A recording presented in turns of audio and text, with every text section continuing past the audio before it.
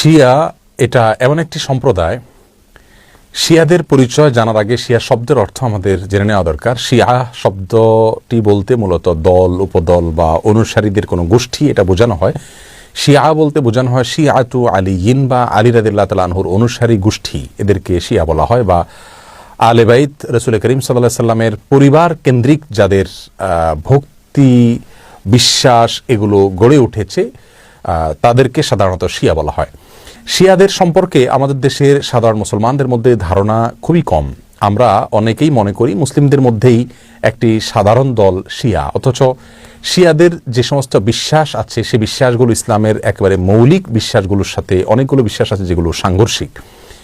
অনেক ভাই বোনরা মনে করেন যে শিয়াদের সাথে আহলুস সুন্নাহ ওয়াল জামাআতের, অর্থাৎ যারা কোরআন এবং সুন্নাহকে দলিল হিসাবে গ্রহণ করে সেটাকে অনুসরণ করে, তাদের সাথে শিয়াদের একটা পার্থক্য তারা মনে করেন যে শুধুমাত্র খেলাফত নিয়ে, অর্থাৎ আবু বকর রাদিয়াল্লাহু তাআলা এবং আলী রাদিয়াল্লাহু তাআলা আনহুর ভিতরে কে বেশি খেলাফতের হকদার এটা নিয়ে মত পার্থক্য। আসলে বিষয়টা তা নয়, বরং শিয়াদের বিশ্বাসগুলোকে একত্র করা কঠিন। তাদের মধ্যে অনেকগুলো দল উপদল আছে, তার ভিতরে কমন কিছু বিশ্বাস আছে বেশিরভাগ শিয়ারা লালন করে।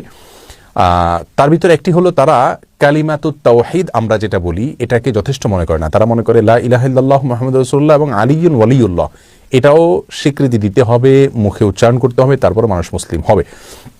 তাদের মধ্যে কোনো কোনো গ্রুপ আছে যারা কোরআনে কারীমের 30 পারার যে কোরআন এটার ব্যাপারে তারা সন্দেহ পোষণ করে এবং তারা কোরআনের বিকৃতিতে বিশ্বাস করে বা বিকৃতি করে, এটাকে তারা সঠিক মনে করে বিকৃতি করে থাকে।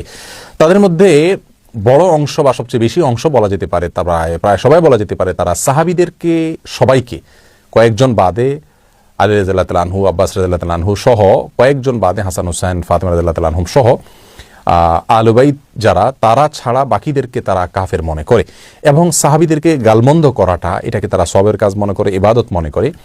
আয়েশা রাদিয়াল্লাহু তাআলা আনহা রাসূল আকরাম সাল্লাল্লাহু আলাইহি ওয়াসাল্লামের সহধর্মিণী, তার চরিত্র নিয়ে তারা সন্দেহ করে, যার চরিত্রের বিষয়ে কোরআনে কারীমের সূরা নূরে আল্লাহ সুবহানাহু ওয়া তাআলা পরিষ্কারভাবে ঘোষণা দিয়েছেন। যাই হোক, এ হলো মোটামুটি শিয়াদের কয়েকটা জঘন্য বিশ্বাসের আলোচনা। এবারে আসি শিয়াদের একটা বিশেষ দল, তাদেরকে ইসনা আশারিয়া বলা হয়। মূলত ইসনা আশার শব্দের অর্থ হলো 12।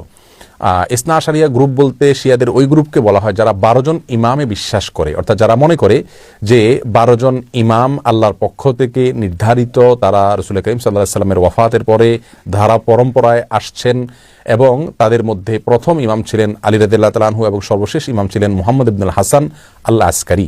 এসব ইমামদের সম্পর্কে, ইমামদের মধ্যে সর্বশেষ ইমাম যিনি মুহাম্মদ ইবনে হাসান আল আসকারী, তারা মনে করে তিনি লুকায়িত হয়ে গেছেন, আবার প্রকাশিত হবেন এবং এই ইমামরা সবাই নিষ্পাপ, তারা কোনো ভুল ত্রুটির ঊর্ধ্বে এবং এই ইমামরা সকল প্রকার ইবাদত বন্দেগীর ঊর্ধ্বে উঠে গেছে, তাদের কোনো ইবাদত বন্দেগী করতে হয় না।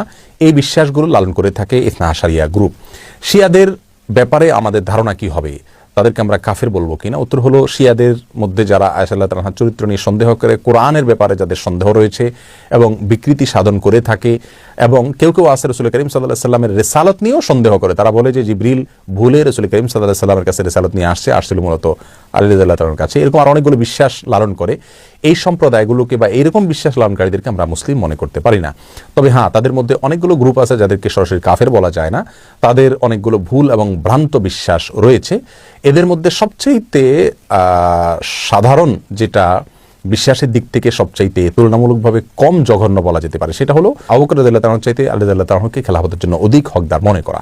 শিয়াদের অনেকগুলো ভ্রান্ত বিশ্বাস নিয়ে বিস্তারিত এবং বিশদ আলোচনা করা দরকার, তা না হলে তাদের বিষয়ে আমাদের ধারণা পরিষ্কার হবে না।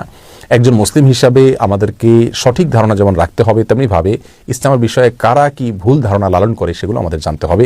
কোরআন নিয়ে যারা সন্দেহ করে, সাহাবীদেরকে যারা গালমন্দ করে, সাহাবীদেরকে যারা কাফের মনে করে এবং রাসূল করিম সাল্লাল্লাহু আলাইহি ওয়াসাল্লামের সহধর্মিণীর চরিত্র নিয়ে যারা সন্দেহ করে, কোরআনের বিকৃতি যারা সাধন করে, এদের ব্যাপারে আমাদের ধারণা কি হওয়া উচিত সেটা আমার মনে হয় যে কোনো সাধারণ দর্শক শ্রোতাই আমরা সহজেই সিদ্ধান্ত নিতে পারবো।